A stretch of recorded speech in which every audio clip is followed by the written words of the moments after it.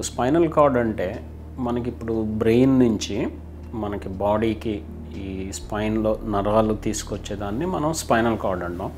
మనం పెద్ద నరం అనే చెప్పుకుంటాం. అక్కడి నుంచి డిఫరెంట్ పార్ట్స్ అంటే ఈ మెడలో నుంచి స్పైనల్ కార్డ్ నుంచి చేతులకి నరాలు వెళ్ళడం, ఈ డార్సల్ స్పైన్ అంటే మన ఛాతీ వెనకాల ఉన్న స్పైనల్ కార్డ్ నుంచి మన ఛాతీకి పొట్టకి సంబంధించిన నరాలు రావడం, అదే నడుము నుంచి కాళ్ళలోకి నరాలు. అంటే ఏంటంటే బ్రెయిన్ నుంచి మన అన్ని శరీర భాగాలకి నరాలు తీసుకొచ్చేదాన్ని మనం ఈ స్పైనల్ కార్డ్ అంటాం అన్నమాట. సో ఈ స్పైనల్ కార్డ్ చుట్టూ ఒక ప్రొటెక్షన్ కింద మనకు బోన్స్ ఉంటాయి. నెక్లో నెక్ బోన్స్, ఈ అన్ని బోన్స్ ఉంటాయి అన్నమాట. ఈ స్పైనల్ కార్డ్కి దెబ్బ తగలడానికి అవకాశాలు ఉన్నాయి. దీన్నే మనం స్పైనల్ కార్డ్ ఇంజరీస్ అంటాము.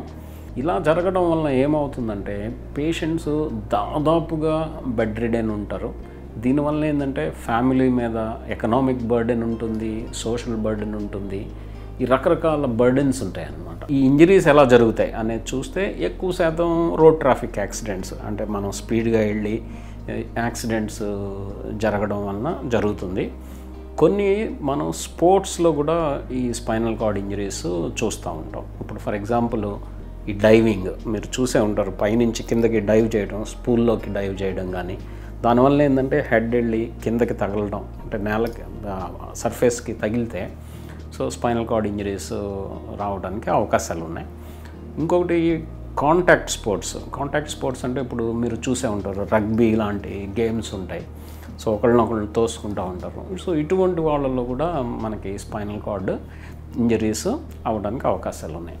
ఏదేమైనా ఎక్కువ శాతం spinal cord injuries road traffic accidents వలన జరుగుతున్నాయి. పేషెంట్ని ఫ్లాట్గా ఉండే బెడ్ మీద ఫ్లాట్గా ఉండే దాని మీద పడుకోబెట్టి తల అటు ఇటు కదలకుండా దగ్గరున్న హాస్పిటల్కి తీసుకెళ్తే వాళ్ళు తర్వాత పేషెంట్ని అసెస్ చేసి ఏదైనా స్పైనల్ కార్డ్ ఇంజరీస్ ఉన్నాయా, దానికి తగిన ఇంజెక్షన్స్ ఇవ్వగలరా అనుకుంటే దాని ప్రకారం ట్రీట్మెంట్ ఇస్తారనమాట.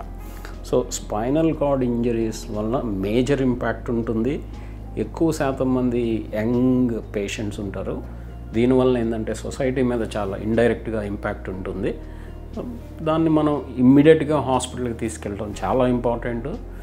అది తీసుకెళ్లే విధానం కూడా చాలా ఇంపార్టెంట్ అన్నమాట. ఎగ్జాంపుల్, పేషెంట్ మొదటి 3 గంటల లోపల హాస్పిటల్కి వచ్చుంటే ఈ మిథైల్ ప్రెడ్నిసోలోన్ అనే ఇంజెక్షను ఫస్ట్ 24 అవర్స్ ఇస్తామన్నమాట. అదే వితిన్ 8 అవర్స్ అంటే 3 to 8 అవర్స్ మధ్యలో వచ్చుంటే, అంటే దెబ్బ తగిలిన 3 నుంచి 8 గంటల మధ్యలో హాస్పిటల్కి వచ్చుంటే ఈ ఇంజెక్షను 48 గంటల పాటు ఇవ్వడం జరుగుతుంది. ఇది ఇంజెక్షన్ వలన ఈ నరాలు రికవరీ రావడానికి అవకాశాలు ఉన్నాయన్నమాట.